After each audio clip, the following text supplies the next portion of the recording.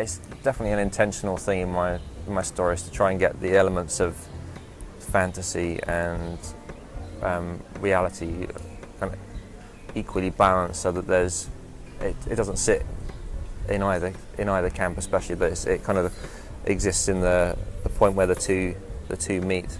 So I think about fantasy as being like oil, and reality as being like water, and the two don't naturally meet, and they kind of repel each other.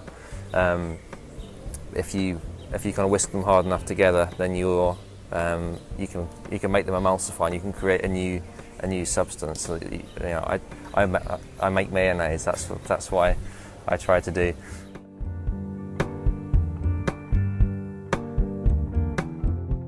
It's probably different in every story, but I'd say more of the time the fantastical imagery comes to me first. I see a picture of it, and I then try to think what that could represent in everyday life, what that might stand for.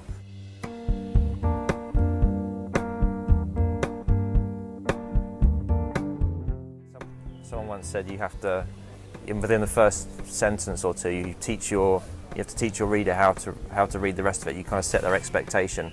Once they've, you show them how much you expect them to suspend their disbelief in the first paragraph. And I guess it's like creating any kind of fantasy. If it has to be believable, you create a set of rules for yourself, and those rules can be, they can apply to a world that's very different to our own, but you have to stick to them.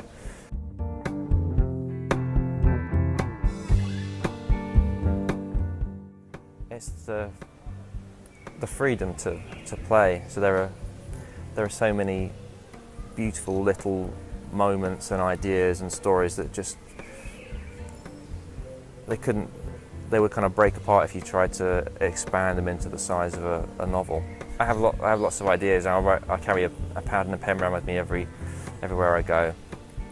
I write down ideas every day, and it's a short story. You just